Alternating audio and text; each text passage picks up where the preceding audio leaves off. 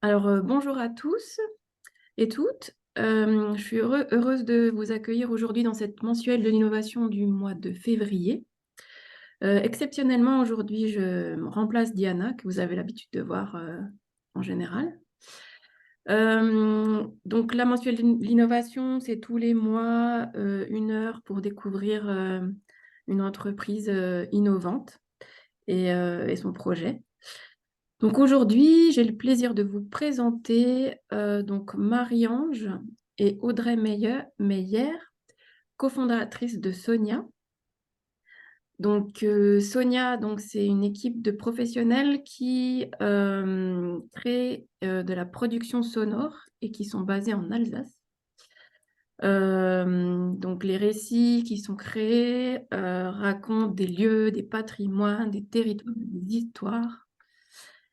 Et les formats qui sont proposés sont variables, des podcasts, des balades sonores, des dispositifs, etc., etc.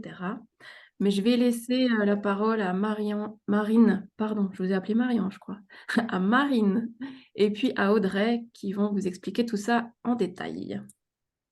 Oui, merci beaucoup Charline et bonjour tout le monde. Merci d'être là. Alors, on va juste partager l'écran pour avoir notre slide.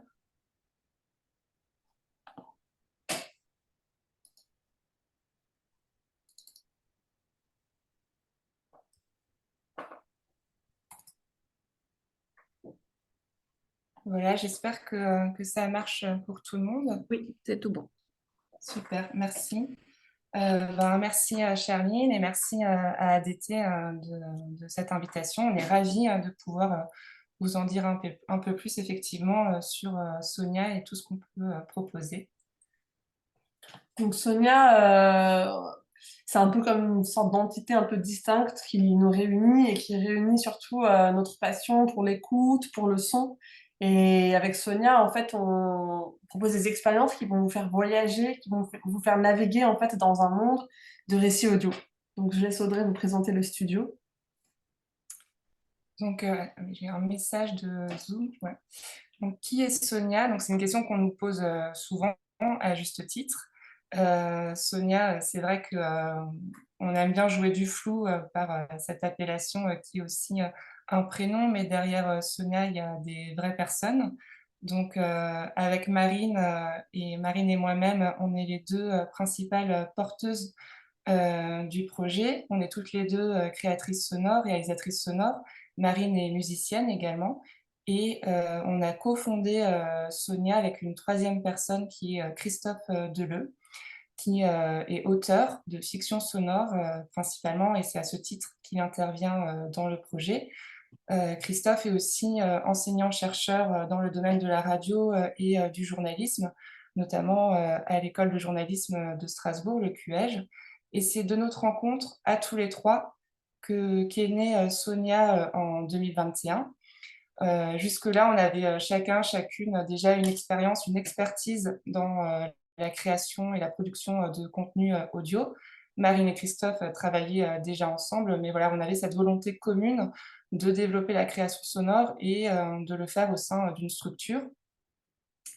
Et c'est cette richesse aussi par rapport à nos profils et nos parcours assez variés qui nous permet aujourd'hui de proposer en fait les compétences nécessaires à la production audio et aussi à la gestion de projet, de la conception, l'écriture, la réalisation sonore, la conception de musique. Mais on détaillera ça par la suite. Et alors, on n'est pas que tous les trois, puisque au sein de Sonia, on a aussi la volonté et la vocation de fédérer d'autres personnes, d'inviter aussi d'autres artistes qui travaillent dans le champ sonore à venir partager leurs univers.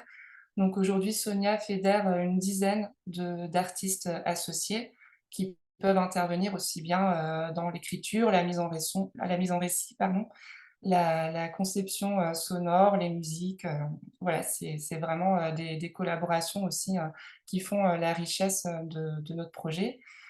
Et tout ce petit monde est principalement basé en Alsace, ou du moins dans le Grand Est.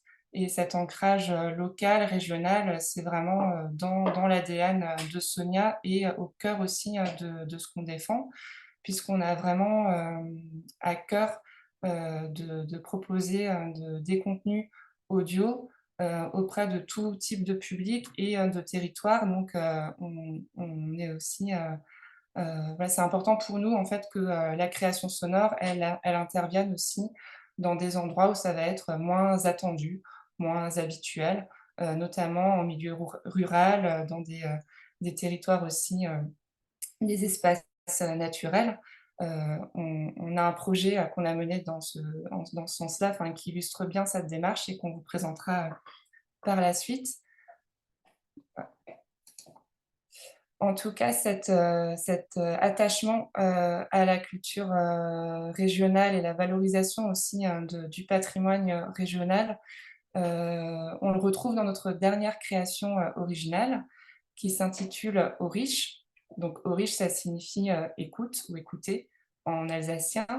C'est une série de podcasts jeunesse qu'on conseille à partir de 4 ans, mais qui est à destination de toutes les oreilles, les grandes comme les petites. Et donc des podcasts qui sont en français et en alsacien. On a une première saison avec 3 épisodes qui est consacrée aux légendes du Rhin. Et là, on vous propose d'écouter un extrait avec le début, donc ça va être assez court, 2 minutes, le début du 3e épisode qui est consacré à la reine du Rhin. Donc il faut juste que je sorte du partage d'écran et on vous invite à ajuster aussi le volume selon si vous êtes au casque ou non, de vos équipements pour le temps d'écoute.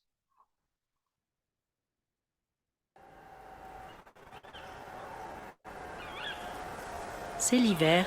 La plaine du Rhin a revêtu son manteau blanc. Der Rhin ist gefroren, iskalt, Eisglutz. À l'approche de Noël, Drin Kenishin, la reine du Rhin, envoie son petit peuple, Grosser Frave Zwarischle, dans les villages et les villes, in Straßburg, in der Oberzau, in der Wonsenau und so weiter. Car le temps de Noël est le temps des récompenses. Und de Weihnachten waren alle beschert, enfin fast alle. Ondine et Nain sont chargés d'offrir 1001 cadeaux aux habitants de la rive du Rhin. La reine, Drin Kenishin, se charge d'aller à la rencontre des humains et de vérifier s'ils sont bons ou pas. Das ist Arbeit, eine grosse Arbeit. So wie der Hans-Trab und das Christkind lebt es so.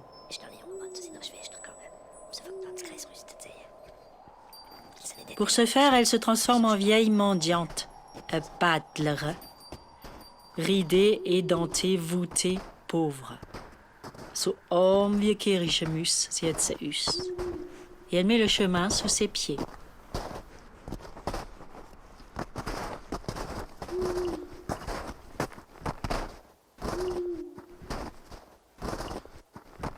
Es regnet, es schneit, es gibt es kalter Wind. Drin Kenishin, lauf so schwind. Es regnet, es schneit, es gibt es kalter Wind. Drin Kenishin, lauf so schwind.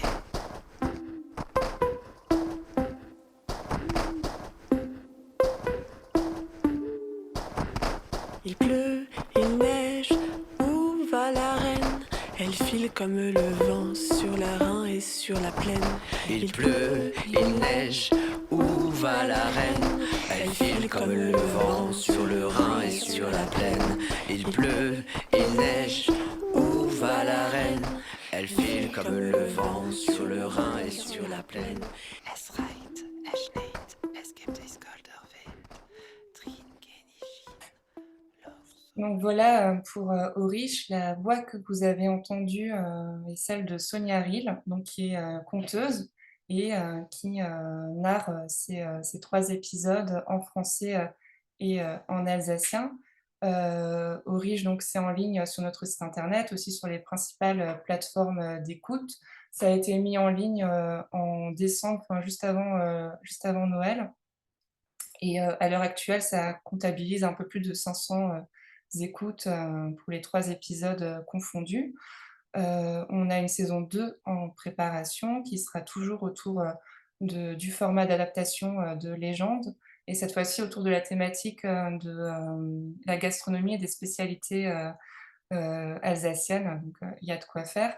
Là, c'est vrai que c'est une création originale, donc qui ne découle pas d'une commande, mais qui est faite avec les soutiens que l'on cite, donc la région Grand Est, la ville de Strasbourg et l'OLCA. Mais en tout cas, que ce soit une création originale ou une création de commande, une prestation, notre démarche reste la même, et on voulait vous faire écouter un petit passage parce qu'effectivement, ça traduit bien aussi tout notre travail sur l'oralité, sur les langues, et ben, tout simplement, ça vous permet aussi de découvrir notre univers sonore et notre démarche qu'on vous détaille tout de suite. Et d'ailleurs, du coup, ben là, vous avez pu avoir un aperçu de notre univers sonore et comme vous avez pu l'entendre, il y a des compositions, enfin, il y a pas mal de sound design et de bruitage. Donc ça, c'est vraiment quelque chose qu'on crée, nous, spécifiquement pour chaque projet. Donc, c'est-à-dire que c'est des enregistrements qu'on va faire en extérieur. Donc là, par exemple, il y avait des chouettes, du vent, mais aussi des bruitages qu'on va réaliser. Et on compose aussi du coup nos musiques. Donc là, c'est une composition originale que vous avez entendue avec une chanson. Donc là, dans Riche, c'est vrai qu'on a mis des chansons. Des fois, on n'en met pas, c'est plutôt de la musique d'accompagnement. Mais en tout cas, voilà, nous, ça c'est quelque chose pour nous d'hyper important. C'est d'avoir vraiment une patte unique en fait et originale en composant nous-mêmes en fait tout notre univers sonore, des bruitages aux musiques, aux voix, prise de son. D'ailleurs, du coup, Audrey, vous parlez d'oralité, et c'est vrai que nous, c'est vraiment une question hyper importante pour nous. En fait, on a vraiment envie que, ben, quand on écoute nos productions, on soit vraiment dans la voix, qu'on écoute la voix, qu'on soit avec. Et du coup, on va souvent, en fait, dans notre démarche, demander aux comédiennes ou aux comédiens d'incarner vraiment en fait les personnages, c'est-à-dire qu'il y a une sorte de corporalité hein, dans ce qu'ils font. Euh, et sinon, là, du coup, comme Audrey vous disait, c'est une création originale, mais nous, on a vraiment aussi une démarche de co-construction, en fait. Et que ce soit, en fait, pour les créations de commandes ou les créations originales. Là, par exemple, ben, quand on a eu cette idée de réaliser au riche, on s'est dit, ben, tiens, est-ce que, parler de légende, on avait envie que ce soit en français et en alsacien, ben, on s'est dit, ben, tiens, on va aller chercher une conteuse, et on a rencontré du coup Sonia Riel, dont c'est la démarche, et du coup, en fait, on a vraiment coécrit ensemble le projet.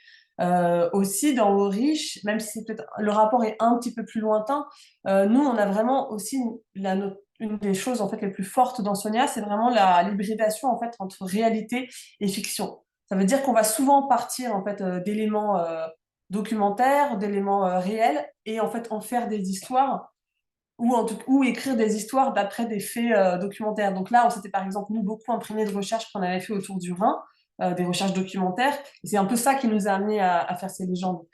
Et c'est vrai que ça, c'est vraiment quelque chose pour nous d'hyper important aussi parce qu'on pense que, par exemple, si on veut à un moment donné faire passer à du public du contenu informatif pardon, ou documentaire, bah, si on rajoute un petit peu de fiction, qu'on fait un peu rêver, qu'on fabrique des histoires, et ben, ça peut en fait rendre le récit plus accessible et plus ludique et faire passer aussi toutes ces informations-là documentaires dans une espèce d'expérience sensible en fait qui nous emmène voilà, dans une histoire.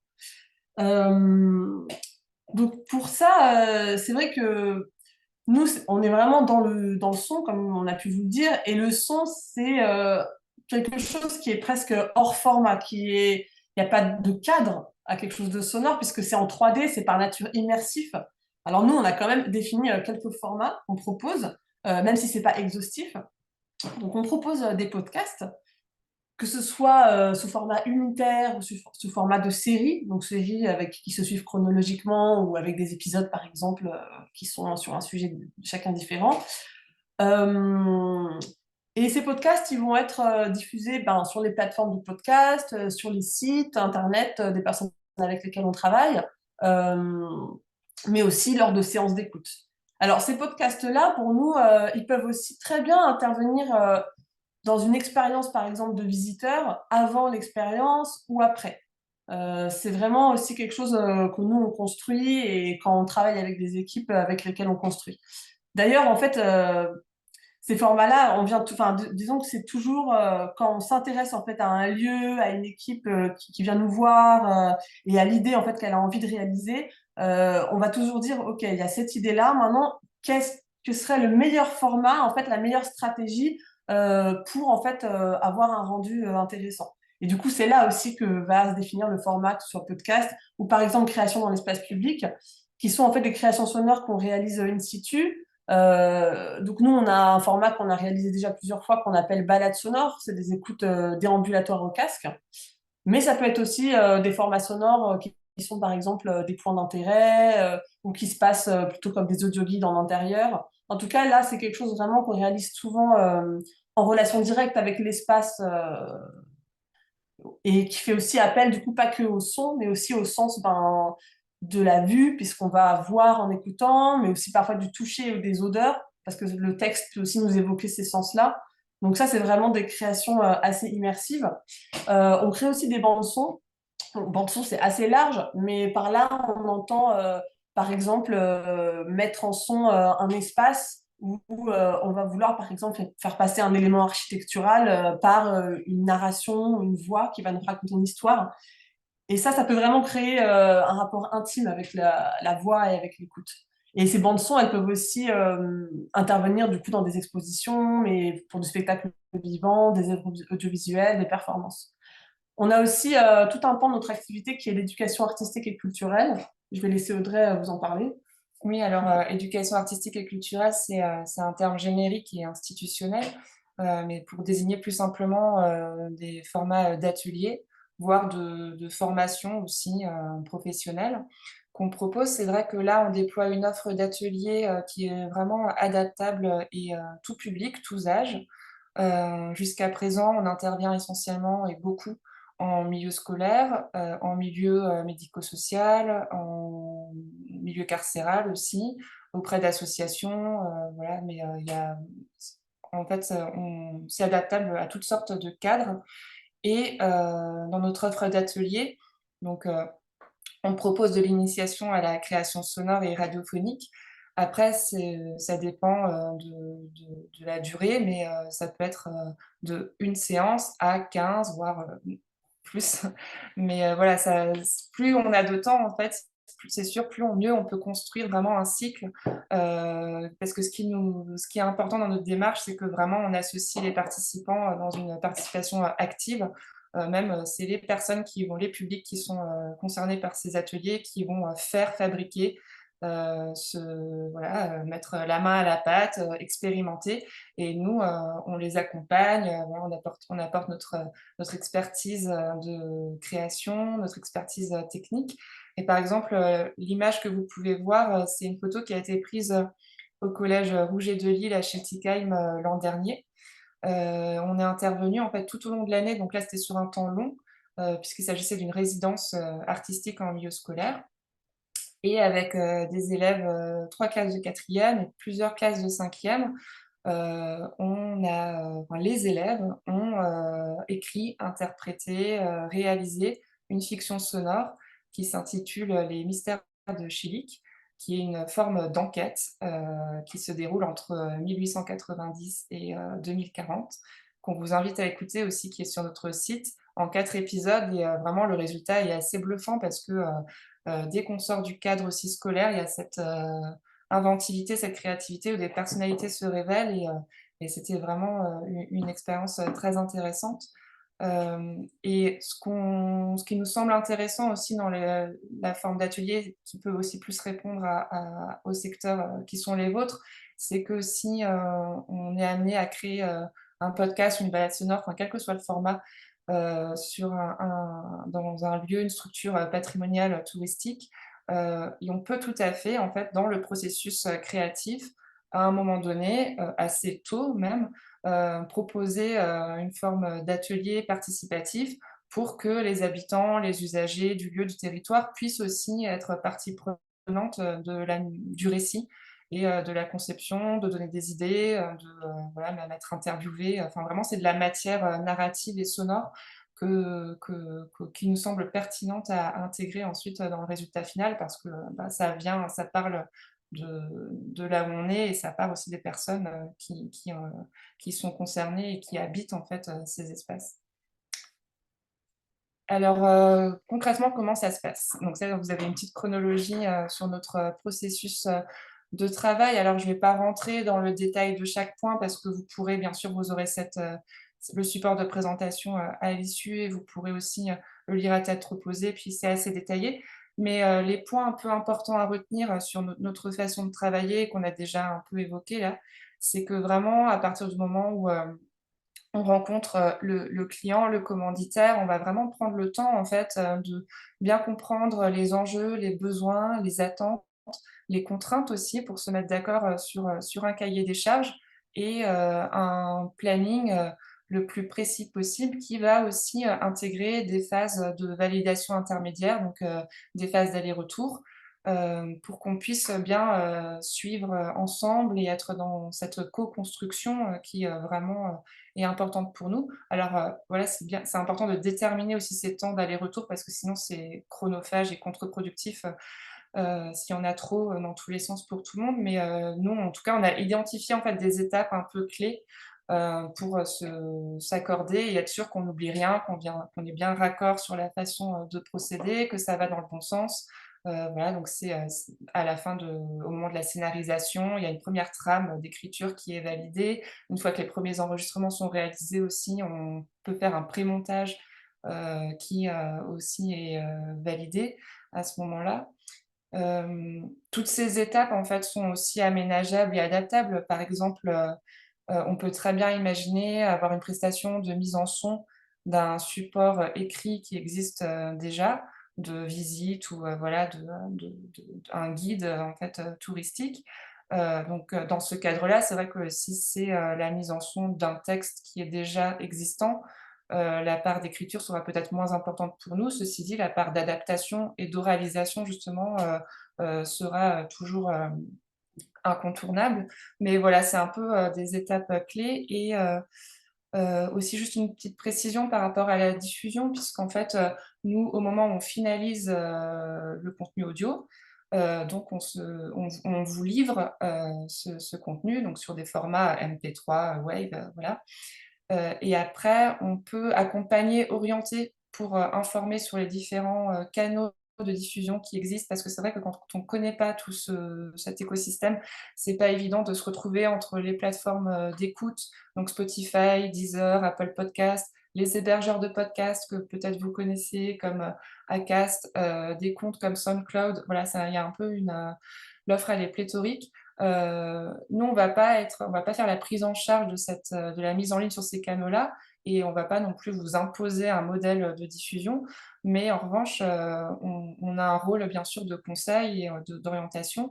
Mais ensuite, ce serait contre-productif en fait qu'on prenne en charge cette étape-là, puisque la diffusion, ça s'intègre totalement dans votre stratégie de promotion, de communication, et c'est vous qui connaissez le mieux aussi vos publics, les cibles, et par quels moyens vous souhaitez valoriser ces contenus-là. Mais comme on l'expliquait, en fait, il y a la diffusion en ligne sur vos sites internet, voilà. Mais il y a aussi plein d'autres façons de valoriser ces contenus audio, des séances d'écoute, des diffusions sur des temps événementiels. Et ça, c'est encore une fois des questions sur lesquelles on a une petite expertise qui est aussi liée à juste ce qu'on a pu constater qui marchait ou non par ailleurs. Donc là, on va vous présenter, vous faire écouter un extrait en fait d'une balade sonore au delta de la Sauer qui s'appelle Nature secrète, et qui du coup était une commande du Conservatoire des espaces naturels d'Alsace, et dont on va parler un peu plus précisément juste après.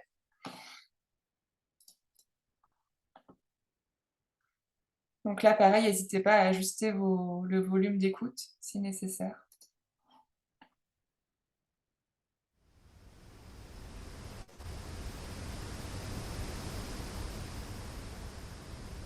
Alors là, on arrive dans un endroit un peu particulier de la réserve, parce qu'on est vraiment en limite de cette grande prairie qui s'appelle le Grosswörth. Et on longe le bras à notre gauche et on arrive dans ce petit endroit qui est très sympathique, parce que les arbres ont pris le pas à droite et à gauche de notre sentier.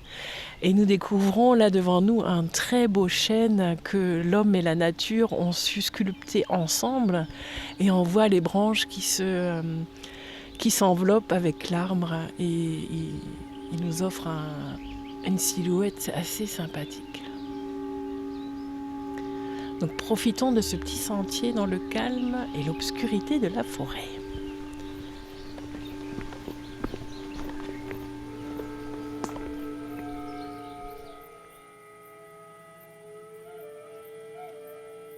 Est-ce que tu sais entendre le son de ma voix avec tous tes organes? Est-ce que tu sais m'entendre avec ta peau? Est-ce que le son de ma voix peut rejoindre le sang qui circule en toi?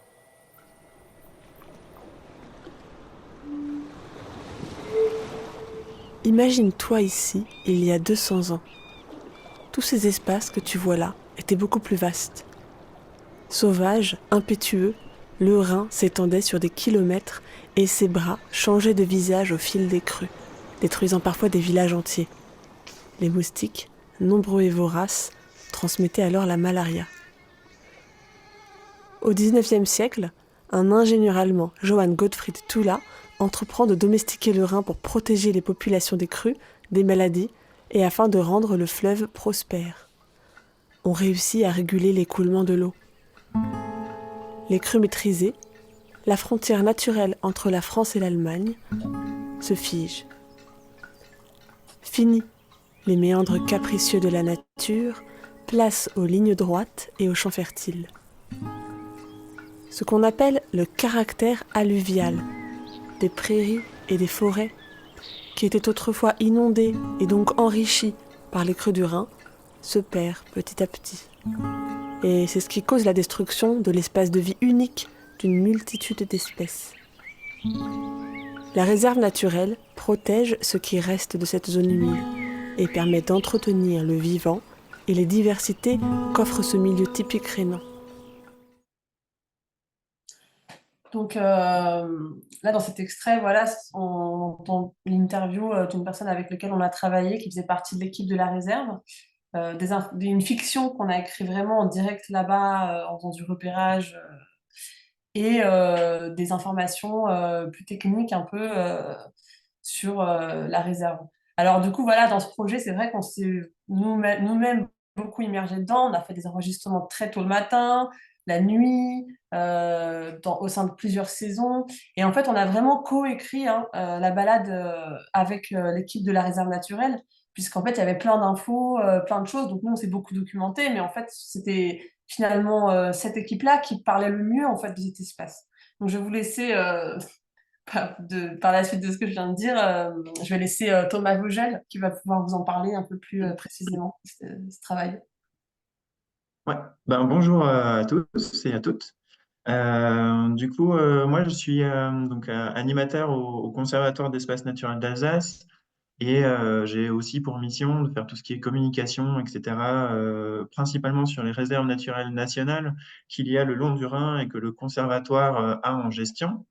Donc, on a en fait pas mal d'objectifs par rapport à ces réserves, notamment la valorisation des réserves et le fait de faire comprendre surtout les enjeux de conservation en termes d'espèces et de milieux sur ces espaces-là, aux riverains et toutes les personnes qui sont qui utilisent ce lieu, que ce soit les pêcheurs, que ce soit les promeneurs, etc. Donc, on avait vraiment à cœur, comme objectif principal, de faire comprendre ces enjeux-là et la fragilité des milieux et des espèces.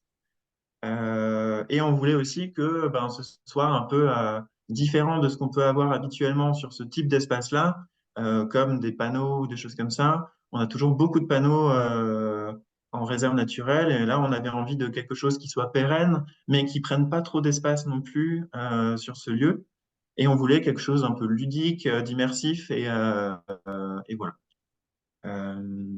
Et qui parle assez facilement de tout ce qu'on peut trouver et avec un côté un peu fictionnel qui permet de s'évader, des ambiances aussi qui permet de s'immerger dans les milieux qu'on n'a pas forcément, en fait, des ambiances qu'on n'a pas forcément sur le moment, mais qu'on pourrait avoir le matin très tôt ou le soir, et qui permet aussi de créer du lien entre la personne qui vient dans l'espace et la nature en tant que telle. Donc justement, hein, par rapport au retour d'expérience sur cette création de la balade sonore, et ben, nous, en interne, déjà, ma collègue, moi, enfin mes collègues et moi, euh, on a trouvé que c'était une très belle expérience de création, que ce soit dans l'intégration de Muriel, ma collègue, qui a prêté sa voix et son expérience aussi, ses connaissances pour la balade sonore en tant que telle, mais aussi dans l'accueil de Marine et de Audrey sur place pour le repérage, l'enregistrement, que ce soit le matin ou le soir. C'était vraiment une super expérience.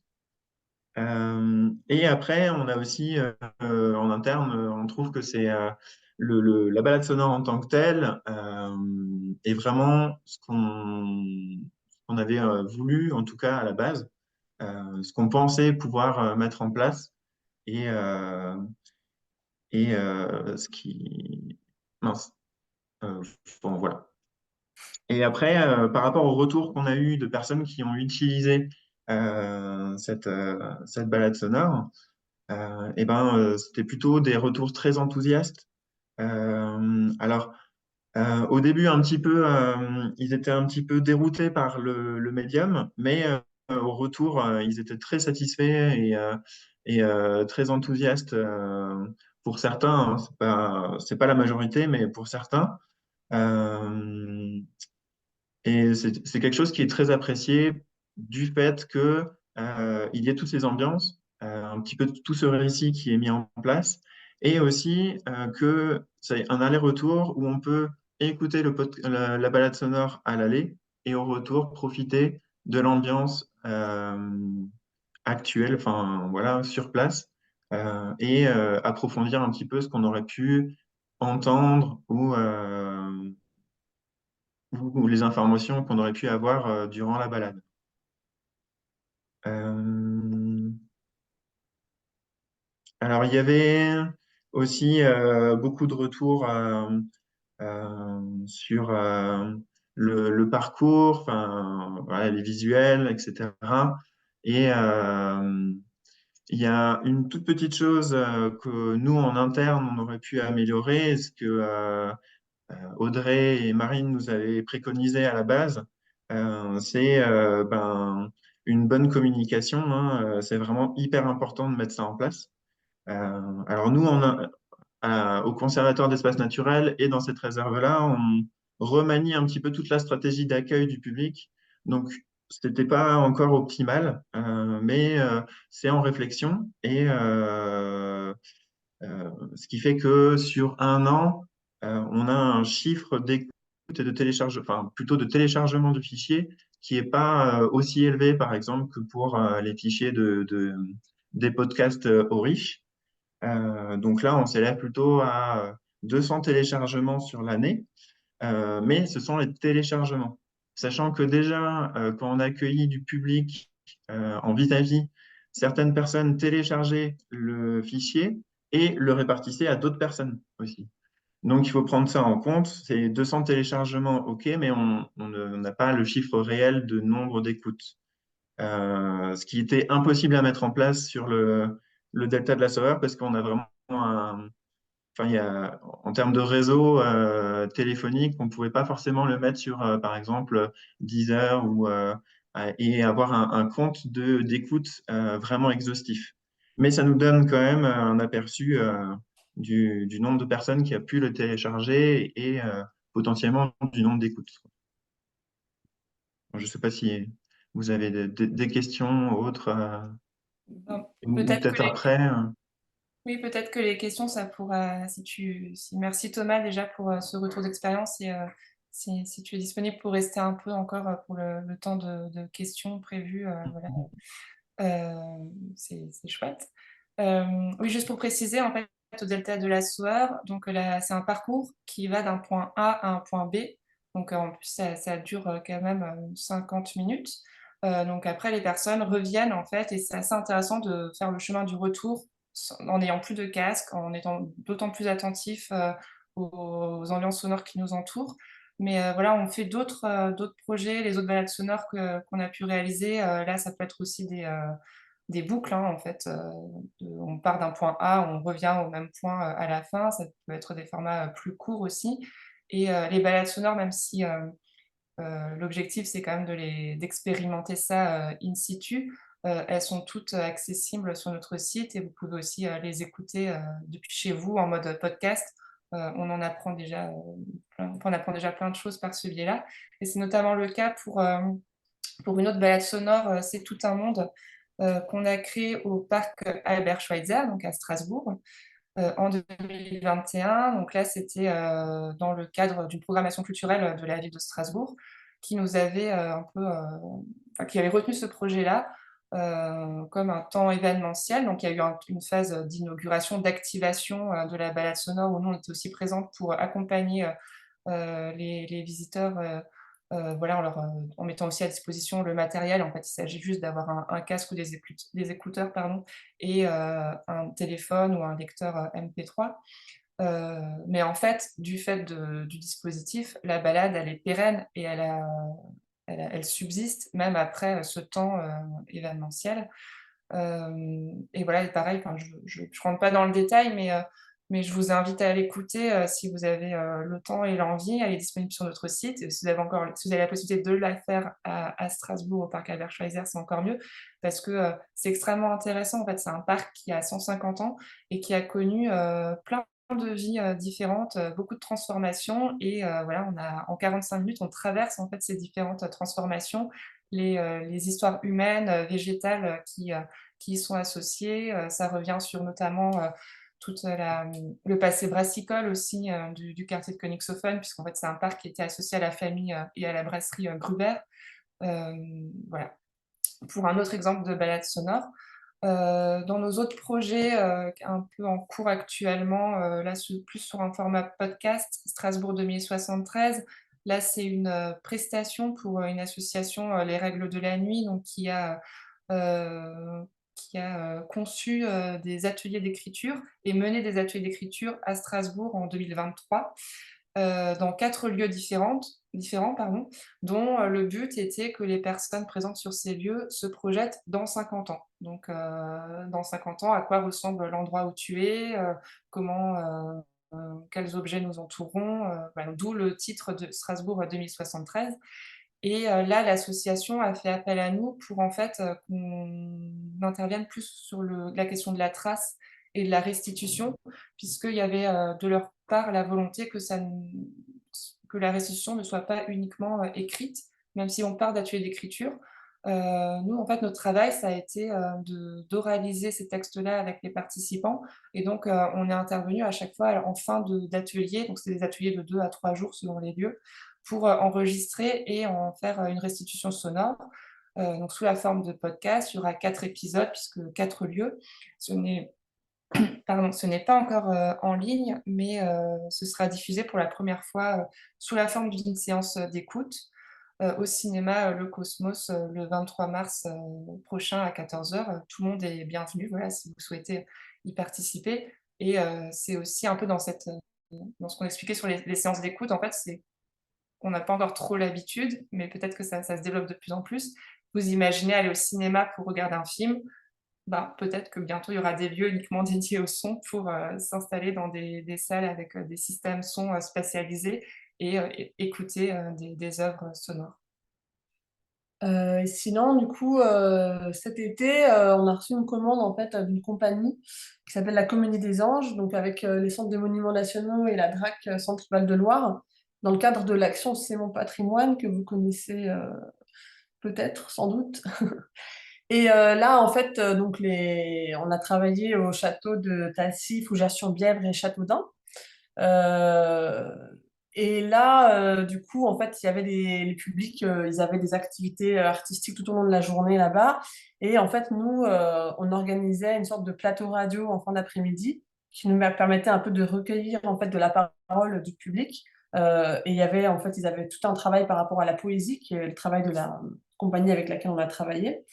Et l'idée, en fait, c'était de réaliser une série de podcasts qui mélangent ces expériences-là, mais qui aussi soit comme une suite un peu, poursuivre en fait l'expérience que les visiteurs ils avaient et les participants des ateliers à ce moment-là dans le château, et du coup, puissent aussi compléter par des informations aussi historiques ou sur l'architecture des châteaux.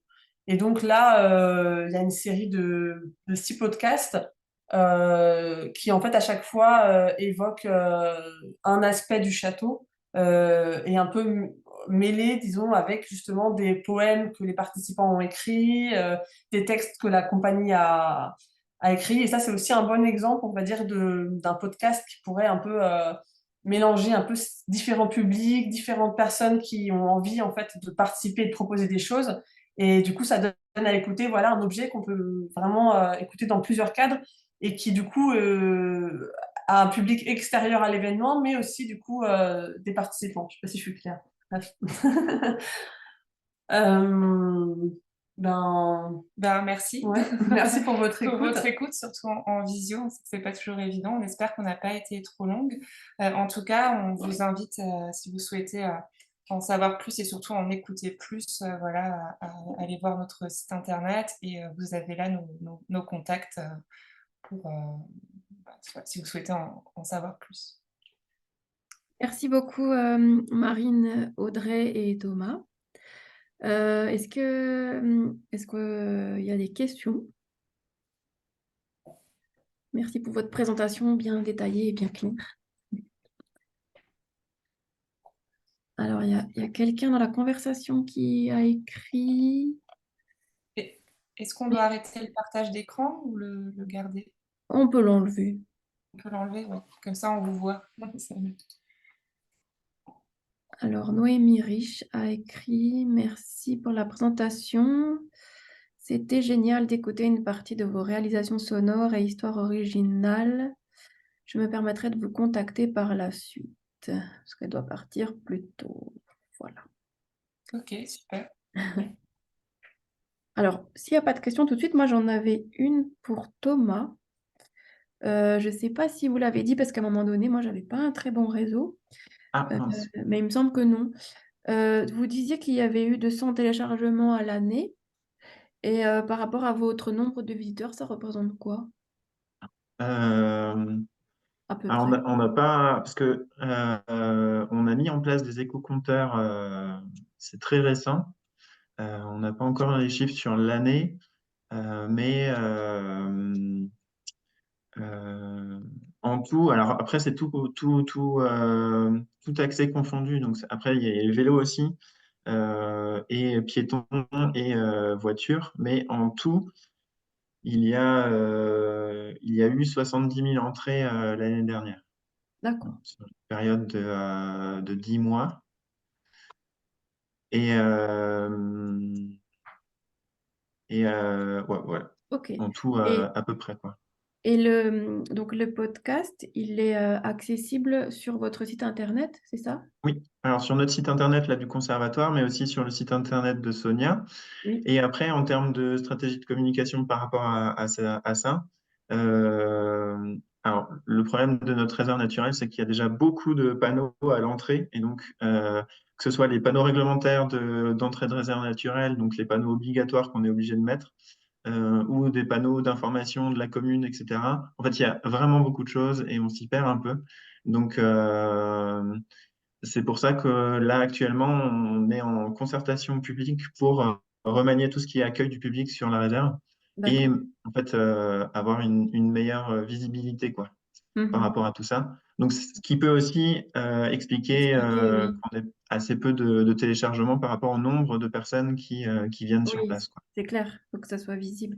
Et vous Voilà. communiquez un petit peu sur les réseaux sociaux aussi, ou pas trop? Oui, alors on communique sur notre Facebook et après on a à chaque fois qu'on fait une communication, on l'envoie aux offices de tourisme qui relayent un peu l'information.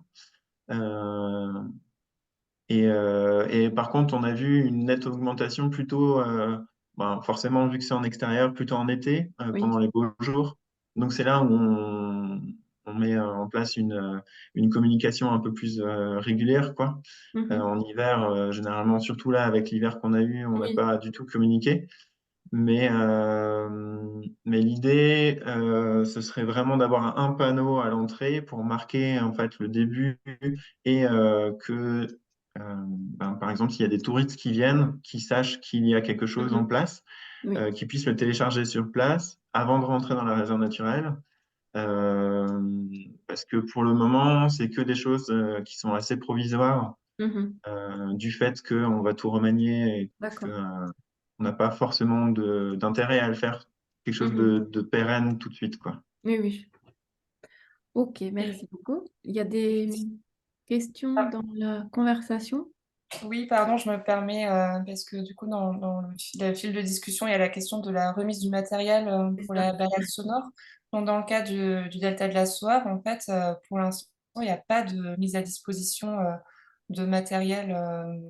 C'est quelque chose que nous, on préconise quand c'est possible. Mais là, en fait, concrètement, il y a quand même déjà un affichage en place. Il y a un QR code que les personnes voilà, donc, flash avec leur téléphone, où il y a en fait le lien aussi un peu détaillé pour les personnes qui n'ont pas forcément de lecteur de QR code ou télécharger le fichier sonore. On conseille le téléchargement effectivement par rapport à juste des problématiques de réseau internet, et si c'est en streaming, il y a quand même le risque que ça saute. Mais après, je peux laisser Thomas peut-être compléter parce que il y a quand même cet enjeu, en fait, selon les lieux. Nous, on préconise le fait de pouvoir mettre à disposition, en plus, c'est pas un matériel qui coûte excessivement cher, un achat d'une dizaine de casques avec un lecteur MP3 intégré qui puisse être voilà, mis à disposition directement sur site aussi, ce qui ben, permet aussi que ce soit accessible à toute personne et pas uniquement aux personnes qui ont un smartphone, voilà, et qu'ils soient aussi à l'aise avec cet équipement informatif. Et c'est pour ça que nous aussi, quand on peut, mais on peut pas le faire pour toutes les balades parce que sinon on n'est que deux, on s'en sortirait pas. Mais voilà,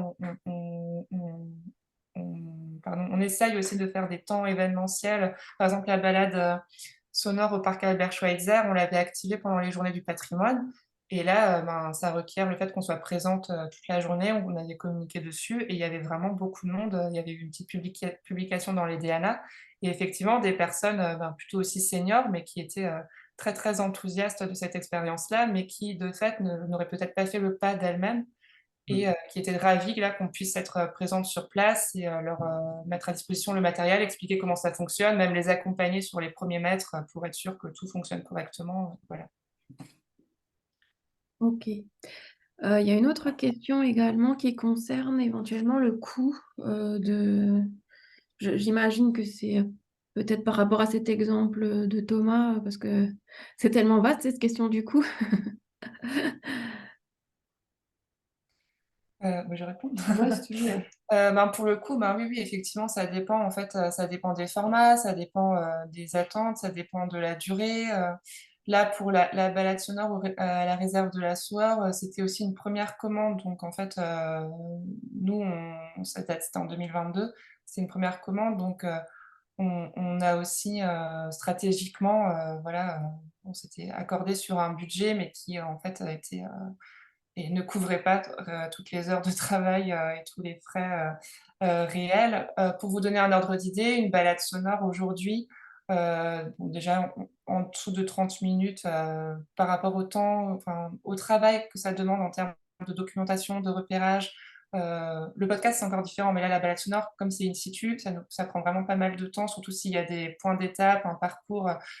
C'est quand même assez précis, hein, on calcule vraiment un rythme de marche moyen, enfin voilà, pour qu'il y ait les bonnes infos au bon moment.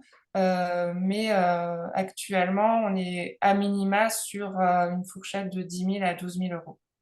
Après, il faut bien prendre en compte le fait qu'une fois que le fichier est livré, c'est un dispositif qui reste pérenne, aussi longtemps qu'il est en ligne quelque part, qui peut être activé de façon autonome par les visiteurs et visiteuses. Donc voilà, ça paraît peut-être un peu conséquent sur le moment, mais voilà, c'est vraiment aussi un investissement. Enfin, je pense qu'on avait conscience au Oui. long cours. En plus, c'est aussi consultable à distance, donc c'est quand même... Oui, et puis si on reste toujours sur cet exemple des balades sonores, nous, on a vraiment là, sur 2023, donc on l'a pas dit, mais on a été accompagné aussi par l'incubateur Fluxus. Donc ça nous a permis aussi d'affiner encore davantage nos offres et prestations. Et par exemple, aujourd'hui, une balade sonore, c'est un contenu qu'on va proposer. On va essayer de proposer en fait une forme bande-annonce teaser, c'est-à-dire que de tout ce travail qui est mené, de tout le contenu sonore, de toute la matière qui est agglomérée, se dire qu'il y a ce contenu de la balade qui peut faire 40 minutes à écouter de préférence sur site, mais en fait pour aussi valoriser le contenu audio et accompagner la communication, en faire un petit teaser bande-annonce qui peut aussi, ou même isoler des extraits en fait qui peuvent tout à fait être diffusés sous la forme de podcast ou de petites capsules sonores informatives par d'autres biais. C'est aussi voilà, de démultiplier les canaux à partir d'une même prestation qui est intéressant. D'accord. Ok, bon, on arrive à la fin de notre heure. Merci beaucoup pour votre intervention. Après la mensuelle, vous recevrez les supports de la présentation. Éventuellement, je pourrais aussi mettre les liens vers les audios que vous avez présentés. Le lien vers le replay, puisque la mensuelle est enregistrée. Et puis les contacts de Marine et de Audrey. Parce que j'ai vu qu'il y avait beaucoup de gens qui avaient réagi dans le fil de discussion, qui remercient pour votre intervention, qui ont apprécié les contenus audio et qui prévoient de vous contacter par la suite. Donc voilà, vous recevrez toutes les informations nécessaires par mail d'ici la semaine prochaine. Bah, super, Merci beaucoup. Bonne journée. Merci à vous. Merci. Bonne journée. Bonne journée.